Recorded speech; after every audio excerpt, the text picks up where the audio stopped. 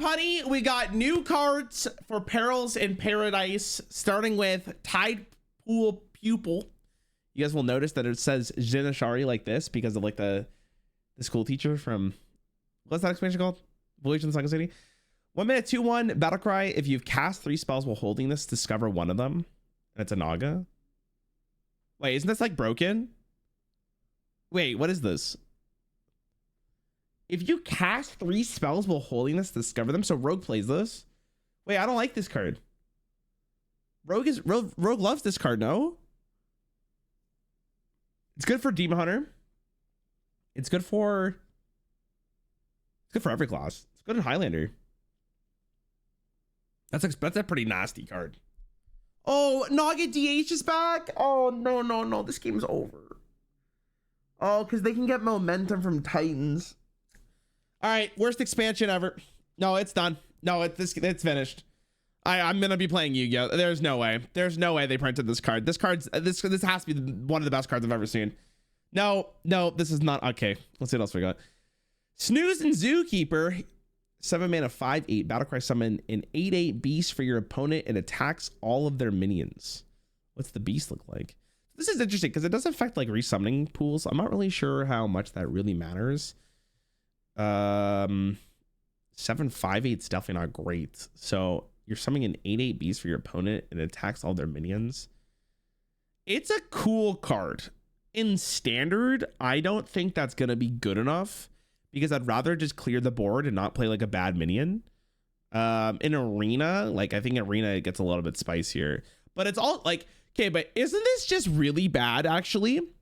If your opponent does not have a board, you can't play this card because they just get a free 8/8. Like, isn't this just awful? Like, wait, what is this? Isn't this the worst card I've ever? This might be the worst card in the set. Why would I ever want this?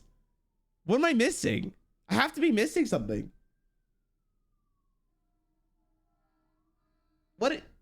Compared to a board clear spell? Yeah, but a board clear spell is better because you don't give your opponent an 8/8. Just don't play it on an empty board. Yeah, it's 7 mana though. Yeah, you know what? 6 mana is Garrosh's Gift into Brawl. I mean, in arena maybe. I think it's probably arena. It's probably an arena card. There's no way this actually sees play rate. I don't see it. I'm not believing your lies, chat. Sailboat Captain. 3 mana, 2/4 battlecry. Give a friendly pirate with fury. No. Dude, I can think of like 3 ways this card's gonna be annoying. Wild is cooked. Goodbye, Wild. Wild doesn't exist anymore. Dude, the Paladin deck I was just playing with the 1 mana Saucy like deckhand with all the hand buffs on it, it's gonna be miserable to play against. Oh my god, dude. There's no way they printed this card. Oh god, it should say give a friendly pirate Wind Fury, but it can't go face this turn, right? Oh no, this is so, I don't like this card. I think that's really bad. It's gonna feel miserable to lose to like, I mean, it already feels bad to lose to like, believe I'm aware, I'm playing Hand of Paladin for this account, chat, so like I know how bad how bad Celsi deckhand can be, but this is a risky. It's basically like, I guess it's a little bit more niche, but I'm way more concerned for what the state of Wild will be when a card like this exists, but I guess we'll wait and see, right? Oh god. Lamplighter.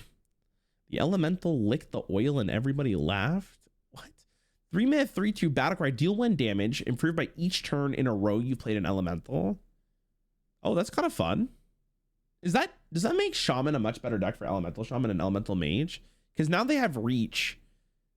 And that was the almost Elemental like biggest problem, was because if you didn't have Reach and someone cleared the board, like you just kind of lose. But it is like you have to keep the chain going. That's not bad, man. That's not bad. I think Elemental Shaman actually might be a good deck. Because if you get your Scar, like if your Scar does 7 damage, that means you have two 3 costs that do 7 damage, if not more. I don't know. If elemental decks are playable, like this is a great card to have into it, but it really comes down to, is it playable? I feel like it might actually be good enough. Like, this is a very scary card. Just like this card. Like both of these are like really I don't know if this one's as big of a deal. But like, chat, you would probably play like a 3-mana deal 3 damage 3/2 elemental. Like that's fine. But it only gets better from there. It can go face. It really depends on how good elemental is, but I could see that. That card's not that bad. Overplanner. 3-mana 3/3 battlecry. Discover 3 cards in your deck to put on top in that order. So I'm imagining, based on the wording of this, is like the first card you pick is first, second card is second, and then the third card is third. So you know what you're drawing. That's an awesome card. 3-mana 3/3 to pick your next 3 draws.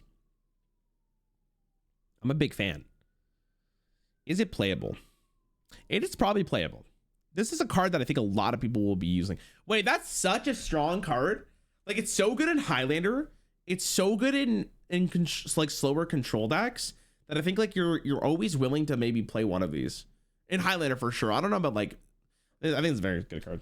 Very good card. That's a very, like, there's so many games when you're playing a slower deck where you're just trying to find your win condition, and like this makes it more consistent. That's very good. Dread Deserter. 6-mana 6/6 has charge if this didn't start in your deck. And it's a pirate. So you can give it Wind Fury. 6-mana 6/6 is kind of bad. But I guess you'd play a 6-mana 6/6 with charge. I don't think this is good. This is gonna, like, this is the definition of a card that is gonna feel miserable to lose to, though.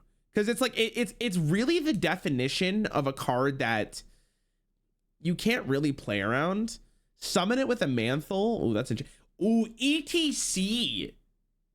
Wait, that's actually really, that's cooking. Hold on a second. ETC? What does ETC say? Oh, you know what's really annoying? It's like, hold on. I'm looking for it. Give me a sec. ETC's a cook, dude. Am I dumb? Like, where is it? Okay, what does ETC? Does ETC work? What if you shuffle copies in your deck? Well, it'll work with copies for sure. ETC does say created by, you're right. No, that's really good. It's a way to finish off the game. But I mean, I don't think it's very good. Like, I'm sure, like, maybe if you needed a third card slot in your ETC and you wanted to get lethal, but like, why wouldn't you just play Leroy? Right? You'd rather have Leroy than this. So you're really like hoping that you get to play the Deserter and you get to play the Sailboat Captain. So it's probably not great, but like sometimes you're just gonna lose a game randomly and it's gonna feel awful. So like that's in the game now, I guess. So that's pretty nice. Concierge, 3-mana 3/4. Your cards from another class cost 1 less, and it's a pirate. Cards from another class cost 1 less. So Priest and Rogue. It's a good card. 3-mana 3/4 with discounting. Taurus card. Do you really want to put this in a deck for your Taurus to be 1 cost cheaper though? Meh. I don't know. It's cool. Maybe you cook with like Thief Rogue or something. But it's like, I don't know. It's mana cheating. But it's not great mana cheating. What do you mean? What the hell? This is crazy with Tourist. So my logic is you have to play this. You have to have this card. And you also have to draw the Taurus cards. Which I don't know. It's going to be very good. Like maybe in the right circumstances, it's going to be very good. But I don't know.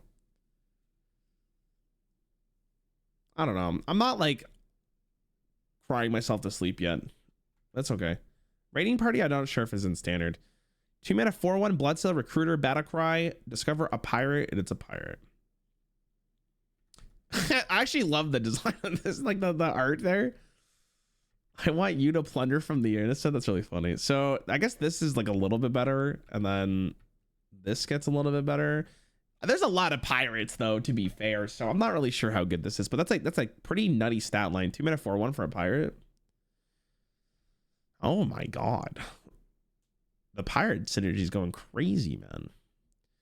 Baen bodybuilder. Holy, look at Murloc, dude.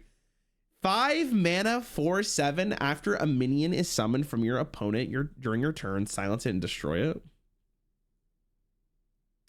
After a minion is summoned from your opponent during your turn, silence it and destroy it.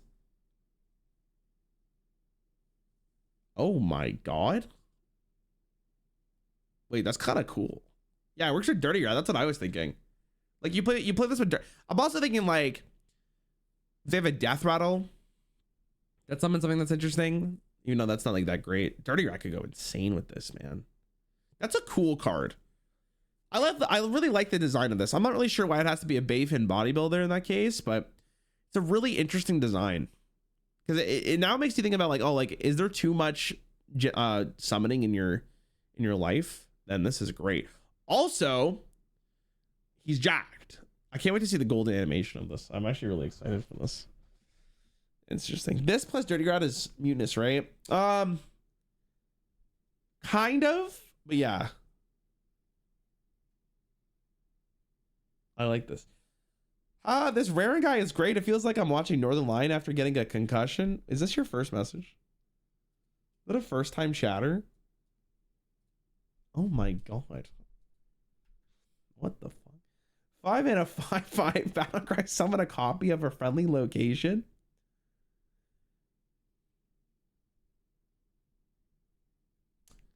Scrapbooking student. 5 mana 5/5 Battlecry, summon a copy of a friendly location. All right, chat. Now picture this. Okay, everybody listen up. You put. Oh, I didn't realize the. Hold on, I didn't realize this was still there. You play your Yogg prison. Then you play this card, and now you have 2 Yogg prisons. Come on, that's kind of fire, no? Puppet Theater's another one, to be honest. But you can already run 2 Puppet Theaters, so why would you need this? This might be the transfer student. You guys might be right. I'm not sure. Not really. What are these beings called? Like the foxes? Double chance to lose the game. So true, bestie. XB931 Housekeeper. 2 mana 2/3. After you use a location, gain 3 armor, and it's a mech. After you use a location, gain 3 armor. It's a mech. This is bad. I mean, okay, so they've already showed like the druid location, which like after you play a Tom Minion or whatever, you get to do it again. So you can actually gain a lot of armor in 1 turn.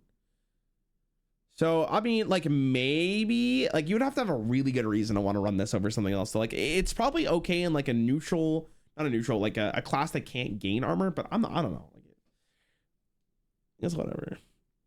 Druid location refreshes when you gain armor. Oh. That's kind of cool. No, it's probably bad though. It's like no one. You don't win a game like that. Rick and Morty reference. Is this the one that goes like, what is my purpose? You pass butter. Oh my god, like that thing. Seaside Giant. God damn, he's taking a cannonball in the fucking water. 10 mana 8. It costs you less for each time you've used a location this game. Okay, so we have a kind of a payoff for locations now. Now, is that good? I don't think so. But I don't know, man. Like maybe in such a weird way this could be better, but again, like I don't know. You really don't need to do this. This is like arguably worse than like almost all of the other ones. Takes too long. 4 mana 8/8 for Druid after the taunt location with 2 mana mag. That sounds so slow. Sounds so slow. Like you got to remember, you're putting this card in your deck and you're taking something out. So am I really gonna play towards Seaside Giants with the location and the robot we just saw? Because maybe this will cost like 2 mana and like at turn 5. Like probably not. That's too bad. So I mean, if the locations end up being good, this has potential. But for the most part, it's like whatever. Grifta Trusted Vendor. 4 mana 4/5 Battlecry. Discover an amazing amulet to give to the players. To give to both players. The enemies is a phony version.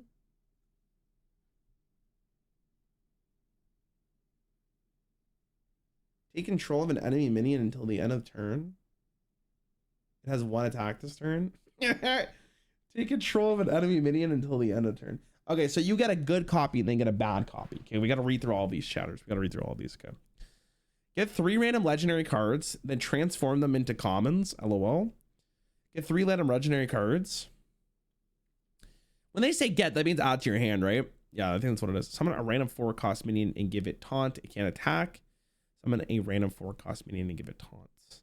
Deal 6 damage to a minion. Deal 6 damage.